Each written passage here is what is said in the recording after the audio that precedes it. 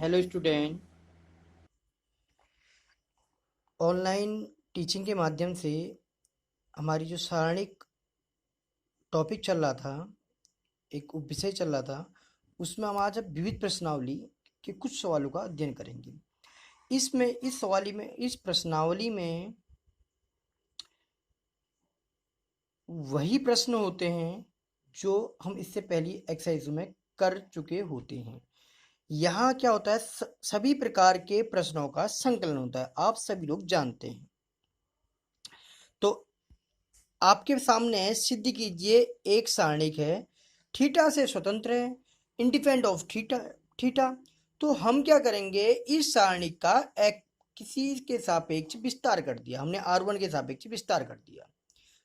Value क्या, delta की value तभी निकलेगी, विस्तार किया r1 के सापेक्ष, तो ये एलिमेंट से ये कट जाते हैं, सभी को पता है। तो जो बचे उनको लिख दिया ऐसे। साइन थीटा माइनस का आएगा, पता है सभी को, क्योंकि विषम में माइनस, सम में प्लस बता रखा है। विस्तार किया, विस्तार करने के पश्चात हमने देखा एक्स साइन स्क्वायर थीटा और x cos square theta. X common है, बाहर ले लिया, sine square plus cos square, इसकी वैल्यू 1 होती है। तो फिर एक्स से एक्स कैंसिल हो गया, माइनस एक्स क्यूब हमारा आंसर बच गया। क्या किया, कोई नया काम नहीं, जो काम पिछली एक्सरसाइज में किया वही काम किया भैया बहनों। हमने क्या किया, यहाँ पर r1 के सापेक्ष इसका विस्तार कर दिया। विस्तारीकरण करने के बाद हमारे पास ऑलरेडी थीटा एलिमिनेट हो गया और हमारी जो आंसर आया वो माइनस एक्स क्यूब है, जिसमें थीटा नहीं है, तो हमने लिखा थीटा से स्वतंत्र है। सबके समझ में बात आ गई होगी।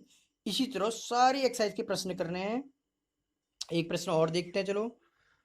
आपके पास यदि a नॉट इक्वल टू 0 समीकरण दे रखी है तो हल करो। हल में से इसका हल, किसी समीकरण का हल में से उसका जो वेरिएबल है उसका मान निकालना, यही तो हल होता है ना। तो हमने डेल्टा इजिकल टू ये लिया। अब आपको मैंने बताया किसी सारणी का विस्तारीकरण करने के लिए हम क्या करते हैं, सबसे पहले कॉमन लेते हैं। यदि कॉमन नहीं आ रहा तो उसमें ऑपरेशन लगाते हैं। ऑपरेशन लगाने के पश्चात मैक्सिमम कॉमन लेते हैं। कॉमन लेने के पश्चात हम बॉर्डर में ये R1 में या C1 में कहीं पर भी 1 1 बनाने की कोशिश करते हैं, जिससे दो नंबर को हम जीरो बना सकें, या R1 के दो एलिमेंट को जीरो बना सके हैं C1 के, जिससे हमारा विस्तार करना आसानी होती है और जिससे हमारा आंसर आसानी से आ जाता है। सभी को बता रखा है। तो वही मैंने देखा कि ये सारे नंबर एक से हैं, तो मैंने C1 plus C2 plus C3 कर दिया। आप ये R1 plus R2 plus R3 भी कर सकते थे, बात वही आनी थी, कोई नया काम नहीं होता। तो मैंने C1 plus C2 plus C3 operation लगा दिया। 3x प्लस एक कॉमन ले लिया, कहाँ से, फ्रॉम C1 से, 1 1। अब मैं चाहूँ, देखो इससे इसको माइनस करो तब भी जीरो आ रहा है, ये तब भी जीरो। तो हमने क्या किया, किसी को या तो R1 में दो एलिमेंट को जीरो कर दो या C1 में, यदि हो सके। यही हमारा इन प्रश्नों को करने की ट्रिक है। तो 3x प्लस ए बाहर से है, हमने दो जीरो कर दिए, R1 माइनस R2, 1 से 1 गया जीरो, माइनस ए बच गया जीरो। अब इसका R1 के सापेक्ष विस्तार करेंगे तो ये इन दो एलिमेंट का विस्तारीकरण तो करना कोई फायदा नहीं कि जीरो ही होना है, कि जीरो से मल्टीप्लाई होना है। हम इसके बचा क्या, एक ही एलिमेंट बचा, तो इसका R1 के सापेक्ष विस्तार किया तो क्या, ये जब इसके सापेक्ष जीरो आएगा, फिर इसके सापेक्ष माइनस, और ऑलरेडी A12 विषम है, तो ये माइनस माइनस प्लस हो गया। अब ये कैंसिल और ये कैंसिल, 1 1 जो बचे को लिख दिया। इसका फिर विस्तार करते हैं, किसके सापेक्ष विस्तार किया, R1 के सापेक्ष इसका विस्तार कर किया हमने। विस्तार किया, विस्तार का एक्स एक्स कट गया, ए और ए के यहाँ से ए स्क्वायर। यदि अब हमको डेल्टा पर, देखो ये जीरो दे रखा है, यहाँ देखो बराबर जीरो दिखा है, जिसको मैंने डेल्टा बनाया, तो ये मैंने जीरो कर दिया।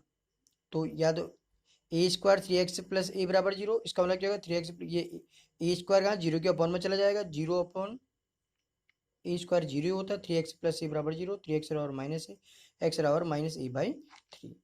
आंसर आ गया।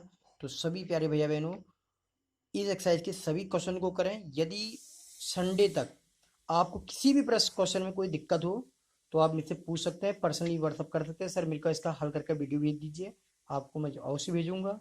और एक्सरसाइज को पूर्ण करें, और मंडे से हम अगली अध्याय की ओर चलेंगे, जो बहुत महत्वपूर्ण भी है 12th की के लिए, कैलकुलस अर्थात सीमा सतत और अवकलन की ओर हम चलेंगे। वंदे मातरम, जय मां भारत।